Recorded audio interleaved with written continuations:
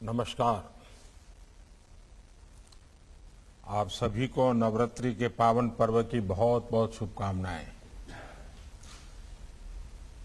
कार्यक्रम में मेरे साथ उपस्थित देश के गृह मंत्री श्री अमित शाह जी, राष्ट्रीय मानव अधिकार आयोग के चेयरपर्सन जस्टिस श्री अरुण कुमार मिश्रा जी, केंद्रीय गृह राज्य मंत्री श्री नित्यानंद राय जी, मानव अधिकार आयोग के अन्य सम्मानित सदस्यगण, राज्य मानव अधिकारी आयोग के सभी अध्यक्षगण, उपस्थित सुप्रीम कोर्ट के सभी माननीय आदरणीय जज महोदय, सदस्यगण, यूएन एजेंसी के सभी प्रतिनिधि, सिविल सोसाइटी से जुड़े साथियों, अन्य सभी महानुभाव, भाई और बहनों, आप सभी को राष्ट्रीय मानव अधिकार आयोग के 28वें स्थापना दिवस की हार्दिक बधाई।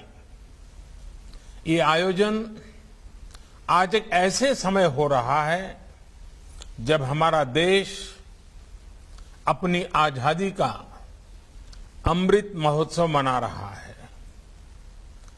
भारत के लिए मानव अधिकारों की प्रेरणा का, मानव अधिकार के मूल्यों का बहुत बड़ा स्रोत आजादी के लिए हमारा आंदोलन, हमारा इतिहास है।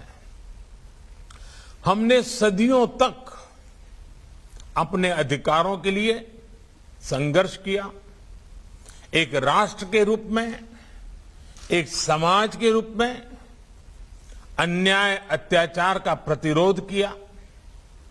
एक ऐसे समय में जब पूरी दुनिया विश्व युद्ध की हिंसा में झुलस रही थी, भारत ने पूरे विश्व को अधिकार और अहिंसा का मार्ग सुझाया। हमारे पूज्य बापू को देश ही नहीं बल्कि पूरा विश्व मानव अधिकारों और मानवीय मूल्यों के प्रतीक के रूप में देखता है। ये हम सबका सौभाग्य है कि आज अमृत महोत्सव के जरिए हम महात्मा गांधी के उन मूल्यों और आदर्शों को जीने का संकल्प ले रहे हैं। मुझे संतोष है कि राष्ट्रीय मानव अधिकार आयोग भारत के इन नैतिक संकल्पों को ताकत दे रहा है, अपना सहयोग कर रहा है। साथियों, भारत आत्मवत् सर्वभूतेषु के महान आदर्शों को, संस्कारों को लेकर, विचारों को लेकर चलने वाला देश है। आत्मवत् सर्वभूतेषु यानी जैसा मैं हूं वैसे ही सभी मनुष्य हैं। मानव मानव में, जीव जीव में भेद नहीं है। जब हम इस विचार को स्वीकार करते हैं तो हर तरह की खाई भर जाती है। तमाम विविधताओं के बावजूद भारत के जनमानस ने इस विचार को हजारों सालों में जीवंत बनाए रखा। इसलिए सैकड़ों वर्षों की गुलामी के बाद भारत जब आजाद हुआ तो हमारे संविधान द्वारा की गई समानता और मौलिक अधिकारों की घोषणा उतनी ही सहजता से स्वीकार हुई। साथियों, आजादी के बाद भी भारत ने लगातार विश्व को समानता और मानवाधिकारों से जुड़े विषयों पर नया पर्सपेक्टिव दिया है, नया विजन दिया है। बीते दशकों में ऐसे कितने ही अवसर विश्व के सामने आए हैं जब दुनिया भ्रमित हुई है, भटकी है, लेकिन भारत मानव अधिकारों के प्रति हमेशा प्रतिबद्ध रहा है, संवेदनशील रहा है। तमाम चुनौतियों के बाद भी हमारी ये आस्था हमें आश्वस्त करती है कि भारत मानव अधिकारों को सर्वोपरि रखते हुए एक आदर्श समाज के निर्माण का कार्य इसी तरह करता रहेगा। साथियों, आज देश सबका साथ, सबका विकास, सबका विश्वास और सबका प्रयास के मूल मंत्र पर चल रहा है। ये एक तरह से मानव अधिकार को सुनिश्चित करने की ही मूल भावना है।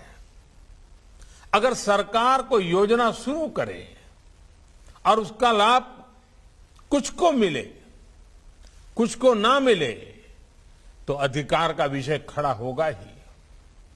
और इसलिए हम हर योजना का लाभ सभी तक पहुंचे, इस लक्ष्य को लेकर चल रहे हैं।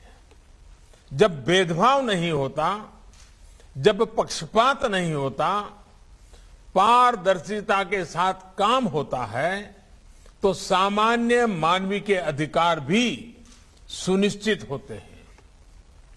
इस 15 अगस्त को देश से बात करते हुए मैंने इस बात पर बल दिया है कि अब हमें मूलभूत सुविधाओं को 100% सैचुरेशन तक लेकर जाना है। ये 100% सैचुरेशन का अभियान समाज की आखिरी पंक्ति में, जिसका अभी हमारे अरुण मिश्रा जी ने उल्लेख किया, आखिरी पंक्ति में खड़े उस व्यक्ति के अधिकारों को सुनिश्चित करने के लिए जिसे पता तक नहीं है कि ये उसका अधिकार है, वो कहीं शिकायत करने नहीं जाता, किसी आयोग में नहीं जाता। अब सरकार गरीब के घर जाकर गरीब को सुविधाओं से जोड़ रही है। साथियों, जब देश का एक बड़ा वर्ग अपनी आवश्यकताओं को पूरा करने में ही संघर्षरत रहेगा, तो उसके पास अपने अधिकारों और अपनी आकांक्षाओं के लिए कुछ करने का ना तो समय बचेगा, ना ऊर्जा और ना ही इच्छा शक्ति। और हम सब जानते हैं, गरीब की जिंदगी में हम अगर बारीकी से देखें तो जरूरत ही उसकी जिंदगी होती है, और जरूरत की पूर्ति के लिए वो अपना जीवन का पल पल, शरीर का कण कण खपाता रहता है। और जब जरूरत पूरी ना हो तब तक तो उसको ये अधिकार के विषय तक वो पहुंच ही नहीं पाता है। जब गरीब अपनी मूलभूत सुविधाओं, और जिसका भी अमित भाई ने बड़े विस्तार से वर्णन किया, जैसे शौचालय, बिजली, स्वास्थ्य की चिंता, इलाज की चिंता, इन सब से जूझ रहा हो और कोई उसके सामने जाकर उसके अधिकारों की लिस्ट गिनाने लगे, तो गरीब सबसे पहले यही पूछेगा कि क्या ये अधिकार उसकी आवश्यकताएं पूरी कर पाएंगे।